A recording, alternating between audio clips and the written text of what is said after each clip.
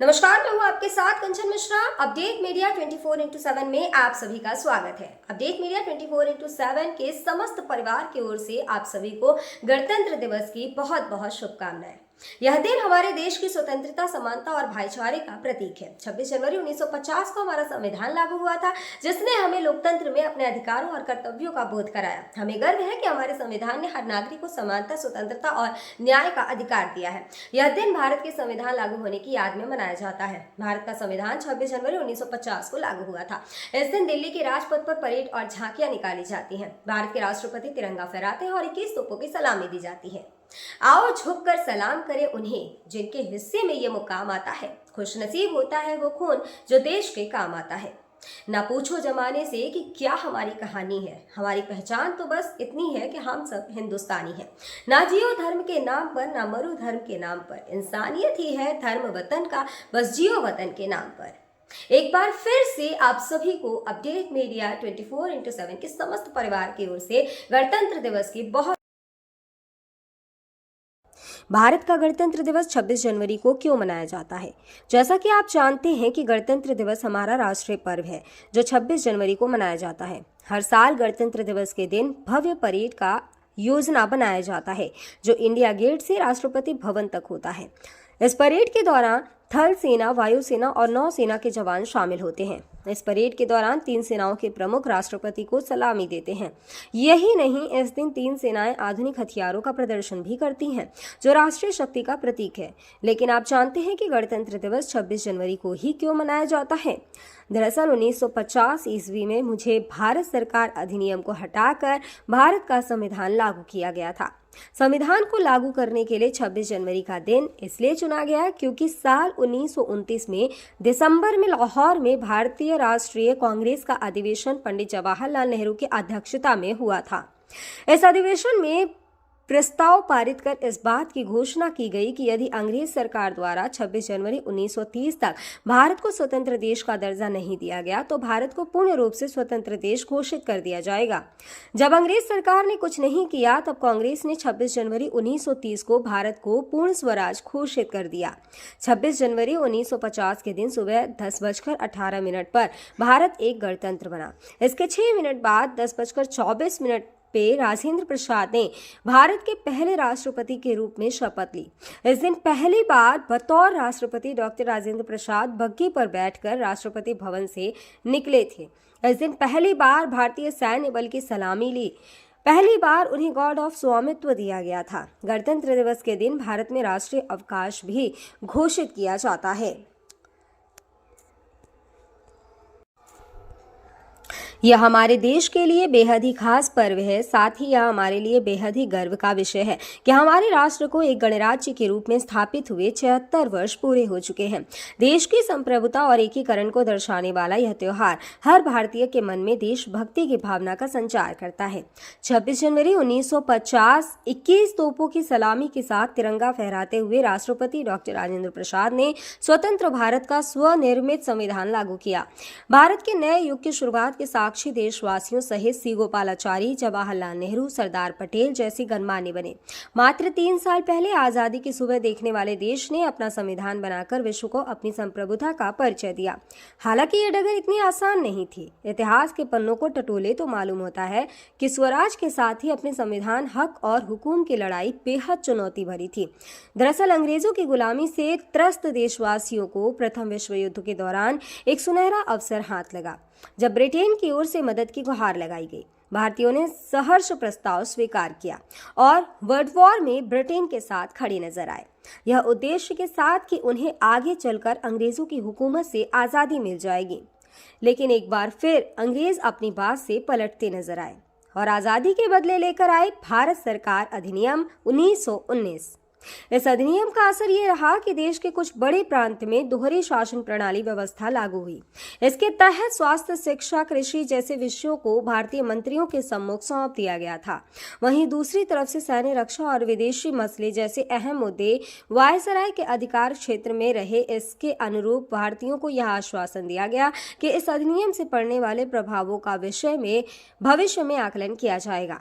अंग्रेजों के इसी कदम ने जमीन तैयार की साइमन कमीशन की। जो साल 1928 में भारत की धरती पर दाखिल हुआ। साइमन कमीशन ने बड़े ही नाटकीय अंदाज में संवैधानिक सुधारों की समीक्षा कर अपनी रिपोर्ट तैयार की। लेकिन अब समय बदल गया है। अब देशवासी अंग्रेजों के बहकावे में नहीं आने वाले थे, क्योंकि स्वराज के साथ साथ अपने संविधान की मांग भी धीरे धीरे देशवासियों के मन में परवान चढ़ने लगी थी। साइमन कमीशन रिपोर्ट के बाद देश भर में जमकर आंदोलन हुए। इसे शांत करने के लिए ब्रिटिश सरकार ने राउंड टेबल कॉन्फ्रेंस का आयोजन किया। हालांकि देश के सभी वर्ग के नेता इसमें शामिल नहीं थे, इसलिए ये एक असफल प्रयास सिद्ध हुआ। लेकिन जहां एक तरफ ब्रिटिश हुकूमत भारतीयों के इरादों को एक बार फिर भुलाने के जद्दोजहद में लगी थी, तो वहीं दूसरी तरफ देश के वीर सपूतों ने अपने संविधान का खाका तैयार भी कर लिया था। साल 1928 में मोतीलाल नेहरू सहित 8 कांग्रेस नेताओं ने एक संविधान का मसूदा तैयार किया, जिसकी नींव 1921 में भारतीय राष्ट्रीय कांग्रेस के कराची अधिवेशन में तय की गई थी। इस तरह स्वतंत्र भारत के संविधान की रूपरेखा सजने लगी थी। समय का पहिया आगे बढ़ता गया। फिर आया गवर्नमेंट ऑफ इंडिया एक्ट 1935, जिसे हमारे संविधान का संरचनात्मक आधार कहा जाता है। दूसरे शब्दों में कहें तो यह एक फाउंडेशन बन गया, जिसके ऊपर मौजूदा संविधान की भव्य इमारत खड़ी हो गई। एक्ट 1935 भारत के लिए आज़ादी की सुगबुगाहट के साथ आया, लेकिन आज़ादी की आहट के साथ मुस्लिम लीग और कांग्रेस के बीच मतभेदों की खाई गहरी होती जा रही थी। दोनों के बीच तल्खियां इतनी बढ़ चुकी थी कि बुनियादी मुद्दों पर भी समझौते की गूंज तक नहीं रही थी। हालांकि इन सभी विवादों से आगे बढ़ते हुए भारतीय नेता अपने लक्ष्य की ओर बढ़ रहे थे। दूसरे विश्व युद्ध के दौरान 1945 में सभी पार्टियों की सहमति से संविधान का प्रारूप तैयार कर लिया गया था, जिसे सार्वभौमिक वयस्क फ्रेंचाइजी स्वतंत्रता और समानता के साथ अल्पसंख्यकों के अधिकारों की रक्षा का विशेष ध्यान रखा गया था। इसके साथ ही भारत छोड़ो आंदोलन और आजाद हिंद फौज की निर्भीकता ने अंग्रेजों ने भारत में अनंत काल तक राज करने का सपना चूर चूर कर दिया था। जैसे जैसे भारतीय राष्ट्रीय आंदोलन जोर पकड़ता गया, ब्रिटिश हुकूमत पर संविधान निर्माण के लिए संविधान सभा के गठन का दबाव भी बढ़ता गया। इस गहमा गहमी के बीच आखिरकार 9 दिसंबर 1946 में नई दिल्ली के संवैधानिक हॉल में संविधान सभा की पहली बैठक हुई, जिसमें महात्मा गांधी को छोड़कर उस वक्त के राष्ट्रीय आंदोलन से जुड़ी करीब हर बड़ी शख्सियत शामिल थी, जिसका मुस्लिम लीग ने भारत को 2 हिस्सों में बांटे नए मुल्क पाकिस्तान की मांग को लेकर बैठक का बहिष्कार किया। लिहाजा पहली बैठक में कुल 207 सदस्यों ने हिस्सा लिया, जहां सभा के सबसे वरिष्ठ सदस्य डॉक्टर सच्चिदानंद सिन्हा को सभा का अस्थायी सदस्य चुना गया। हालांकि 2 दिन बाद 11 दिसंबर को डॉक्टर राजेंद्र प्रसाद सभा के अध्यक्ष निर्वाचित हुए और डॉक्टर एच.सी. मुखर्जी और वी.टी. कृष्णमाचारी को सभा का उपाध्यक्ष बनाया गया। इसी कड़ी में आया सुनहरा दिन 15 अगस्त 1947 का, जब गुलामी की बेड़ियों को तोड़ भारत ने आज़ादी की नई सुबह देखी। देशवासियों में जोश भरते हुए आज़ाद भारत के प्रथम प्रधानमंत्री जवाहरलाल नेहरू ने बुलंद आवाज में देश को संबोधित किया। इतिहास के पन्नों में यह भाषण ट्रस्ट विद डेस्टिनी नाम से दर्ज हुआ। इसके साथ ही तेज हुई संविधान निर्माण की प्रक्रिया। आज़ादी के बाद चुनौतियों में इजाफा हुआ। संविधान पर सामग्री की कमी थी, लेकिन उसका सही चयन और उचित व्याख्या का काम बहुत जटिल था। बी.एन. राव द्वारा तैयार किए गए संविधान के प्रारूप पर विचार विमर्श करने के लिए संविधान सभा 29 अगस्त 1947 को एक संकल्प पारित करके प्रारूप समिति का गठन किया। इसके अध्यक्ष के रूप में डॉक्टर भीमराव अंबेडकर को चुना गया। इस समिति में अंबेडकर के अलावा 6 और सदस्य थे। संविधान निर्माण के दौरान कई अहम फैसले लिए गए, जिसके राष्ट्रमंडल के समूह में भारत की सदस्यता, राष्ट्रध्वज का चयन, साथ ही राष्ट्रगान और राष्ट्रनीति का चुनाव शामिल था। यहाँ दिलचस्प बात यह है कि संविधान में सबसे पहले नंबर पर आने वाली उद्देशिका सबसे अंत में पारित हुई। संविधान अगर राजनीतिक असंवैधानिक दस्तावेज है, तो पीएमएल एक ग्रंथ को दार्शनिक नजरिया प्रदान करती है। डॉक्टर भीमराव अंबेडकर की अगुवाई में संविधान निर्माताओं ने 60 देशों के संविधानों का अध्ययन किया। 4 नवंबर 1948 को संविधान का अंतिम प्रारूप पेश किया। संविधान तैयार करने के बाद मुश्किल खड़ी हुई कि इसे सुंदर अक्षरों में पिरोकर कैसे संजोया जाए। इस उधेड़-बुन के बीच प्रेम बिहारी नारायण रायजादा का नाम सामने आया, जो कि अपने दौर के सबसे विख्यात कैलीग्राफर थे। उसके बाद भारत का संविधान प्रेम बिहारी नारायण रायजादा सुलेख फॉन्ट में लिखा गया। उसके प्रत्येक पृष्ठ को नंदलाल बोस के मार्गदर्शन में शांति निकेतन के कलाकारों द्वारा अलंकृत किया गया। इस तरह कुल 2 साल 11 महीने और 18 दिनों में विश्व के सबसे बड़े लोकतंत्र का स्वनिर्मित संविधान बनकर तैयार हुआ। आधिकारिक तौर पर 26 नवंबर 1949 को संविधान को पारित किया गया, जिस पर संविधान समिति के 15 महिलाओं सहित 284 सदस्यों ने हस्ताक्षर किए। वहीं संविधान लागू करने के लिए 26 नवंबर को चुना गया, क्योंकि 26 जनवरी 1930 को भारतीय कांग्रेस के लाहौर अधिवेशन में पूर्ण स्वराज का प्रस्ताव रखा गया था। इतिहास में इसे प्रथम स्वतंत्रता दिवस के रूप में भी जाना जाता है। यही कारण है संविधान लागू करने के लिए भारत के प्रथम स्वतंत्रता दिवस यानी 26 जनवरी को चुना गया। 26 जनवरी 1950 दिल्ली की सर्दी को देशभक्ति मात दे रही थी, जब राजगोपालाचारी ने अपने शब्दों में भारत को संप्रभु लोकतांत्रिक गणतंत्र घोषित किया। इसके बाद डॉक्टर राजेंद्र प्रसाद को भारत के पहले राष्ट्रपति की शपथ दिलाई गई। उसके बाद सार्वजनिक समारोह की शुरुआत हुई, जिसमें राष्ट्रपति डॉक्टर राजेंद्र प्रसाद और मुख्य अतिथि इंडोनेशिया के अध्यक्ष सुकर्नो हुए और मुख्य अतिथि इंडोनेशिया के अध्यक्ष सुकर्नो भी शामिल हुए। इसी तरह दिनांक 26 जनवरी 1950 इतिहास के पन्नों में स्वर्णिम अक्षरों में दर्ज हो गया। ग्राम साहनपुर ब्लॉक स्याना जनपद बुलंदशहर प्रधान यागेंद्र की ओर से समस्त गांव वासियों, नगर वासियों और देशवासियों को गणतंत्र दिवस की बहुत बहुत शुभकामनाएं।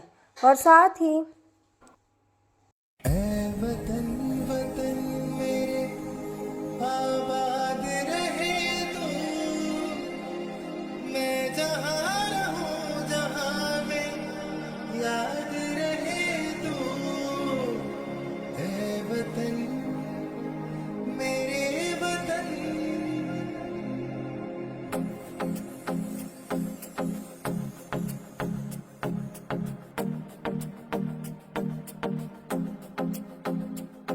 मेरा रंग दे,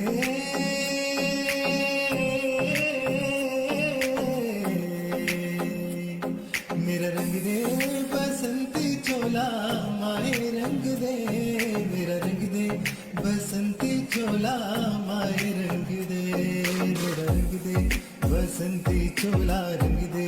भारत में एक और बीमारी ने दस्तक दे दी है। ये बीमारी है HMPV। चीन के बाद अब भारत में भी HMPV ने दस्तक दे दी है।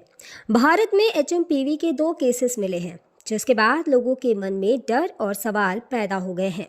सवाल ये कि HMPV वायरस क्या है, HMPV वायरस के लक्षण क्या है, HMPV वायरस से कैसे करें बचाव और क्या HMPV कोई नया वायरस है। अगर आपके मन में भी ये सवाल है तो यहाँ आपको हर सवाल के जवाब मिल जाएंगे। चीन में ह्यूमन मेटान्यूमो वायरस की वजह से वायरल बुखार श्वसन संक्रमण के बड़े मामले सामने आ रहे हैं। कर्नाटक में 2 मामले सामने आए हैं, जिनमें बेंगलुरु में भी 8 महीने की बच्ची में इस वायरस के संक्रमण का मामला सामने आया है।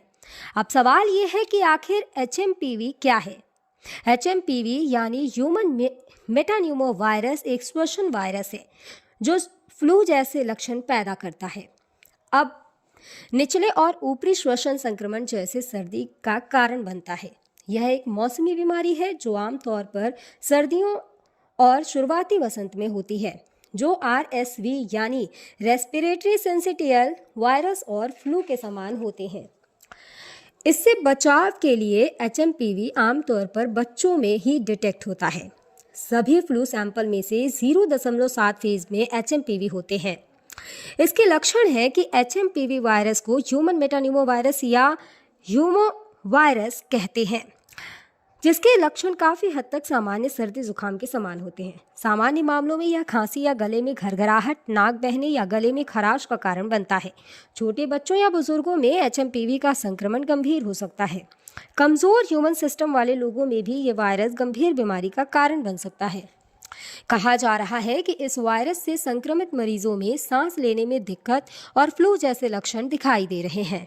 इसके इलाज के लिए ज़रूरी है कि इसमें सबसे ज़रूरी होता है कि अगर आपको HMPV के होने का संदेह होता है या इस तरह के कोई लक्षण आपको नज़र आते हैं तो बिना डॉक्टर के सलाह के कोई भी एंटीवायरल दवाओं का इस्तेमाल ना करें। सांस की बीमारी से जुड़े एक्सपर्ट ने लोगों को मानव मेटान्यूमो वायरस से लड़ने के लिए एंटीवायरल दवाओं का आंख बंद कर उपयोग न करने की सलाह दी है। ऐसे में सावधानी बरतें और बिना डॉक्टर के सलाह के कोई भी दवा न लें।